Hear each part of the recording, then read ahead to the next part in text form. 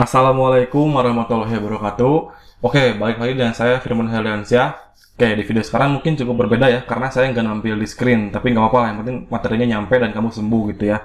Oke, di video sekarang saya mau bahas ada beberapa kegiatan anjuran yang harus kalian lakukan ketika anxiety gitu ya. Di video sebelumnya udah saya bahas larangan gitu ya. Larangan, kalau sekarang lebih ke anjurannya. Oke, jadi gini loh, emang ya di penyakit ini ada 1000 sensasi gitu ya, itu memang. Tapi bukan berarti kita jadi terbatas untuk melakukan berbagai hal, enggak kayak gitu ya. Justru di sini titik balik kita untuk tetap berkreativitas. Walaupun emang ada beberapa larangan yang harus kita perhatikan. Namun bagaimanapun caranya agar kita tetap seimbang menyikapi pola makan, pola hidup, juga pola pikir.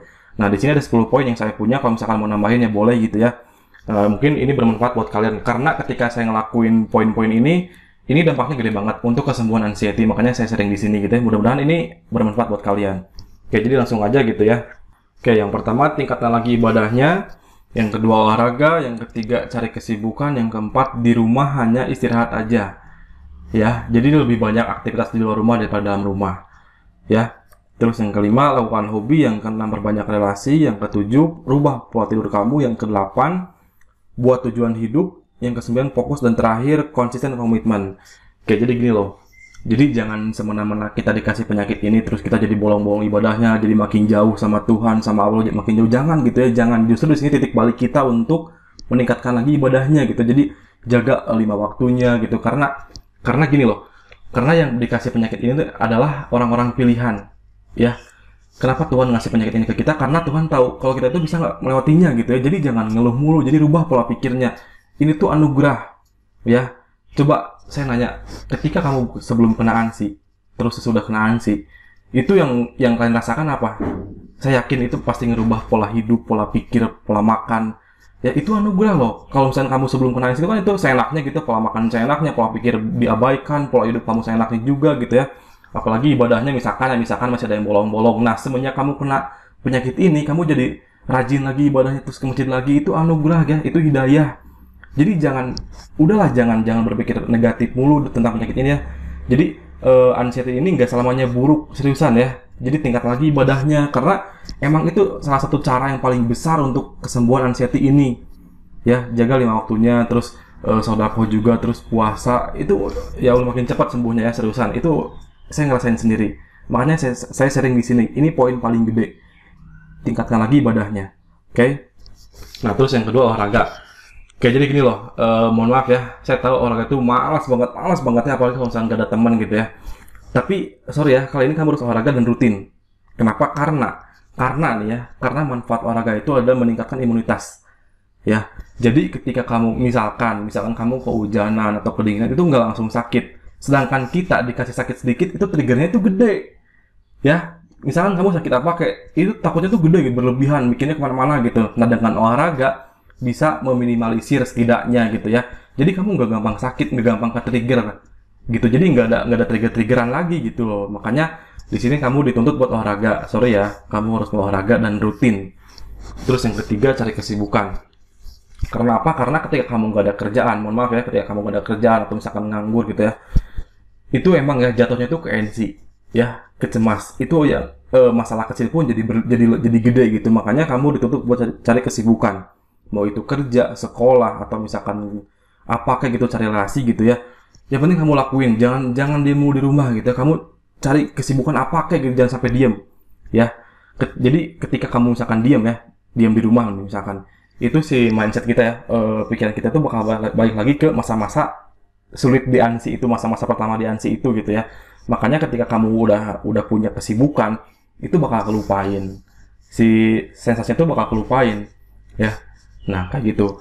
Terus yang keempat, kenapa sih harus banyak di luar rumah daripada dalam rumah? Itu tadi, kalau misalnya kamu di dalam rumah, apalagi ditambah nggak ada kerjaan, nggak ada kesibukan, itu jatuhnya itu pasti rebahan, terus main handphone, terus searching penyakit. Itu udah kelam banget. Jadi siklusnya itu muter di situ, jadi rebahan, terus searching, terus sambil gitulah, kurang bermanfaat gitu ya. Nah, makanya saya suruh di sini buat banyak aktivitas di luar rumah.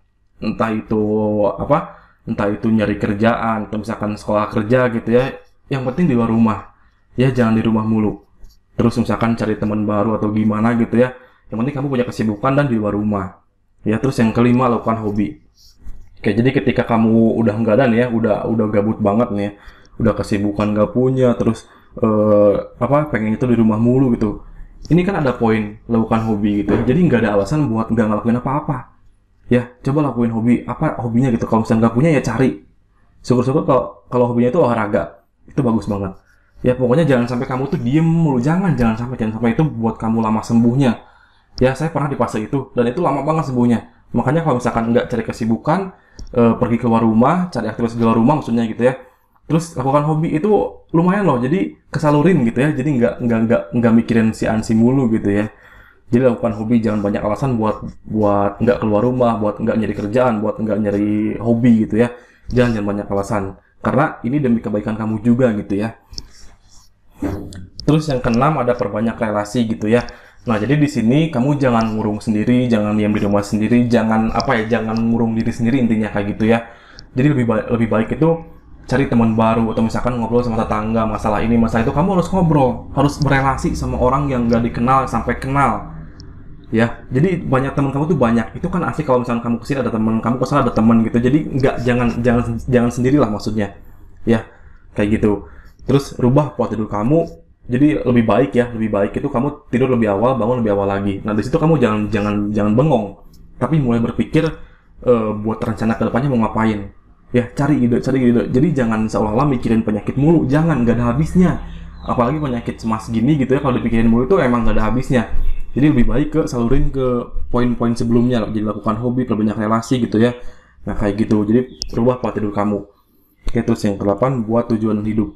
Ini penting banget ya, daripada kamu hidupnya mikirin penyakit ansi ini, nggak ada manfaatnya dan nggak ada ujungnya. Ya, ingat kamu punya masa depan. Oke. Terus yang ke-9, kamu fokus pada kesembuhan diri kamu sendiri, fokus pada kerjaan kamu, fokus pada masa depan. Oke, jangan fokus pada penyakit ini ya, jangan fokus pada ansi ini, nggak ada beresnya seriusan. Dan terakhir, konsisten dan komitmen. Oke, ini 10 poin yang saya punya ya. Kalau misalnya mau nambahin ya nggak apa-apa, bagus gitu ya. Cuman kalau misalkan mau dilakuin juga ini bagus gitu ya. Nggak ada negatifnya kan setelah kamu baca gitu. Nah, jadi mungkin gitu aja poin-poinnya. Kalau misalkan ada salah-salah kata, saya mohon maaf. Kalau misalkan ada saran yang kurang, kata-kata yang nggak enak gitu ya, saya juga masih butuh banyak belajar dari kalian, masukan dari kalian saya masih butuh banyak gitu ya. Jadi gitu aja, kurang lebihnya saya mohon maaf. Assalamualaikum warahmatullahi wabarakatuh.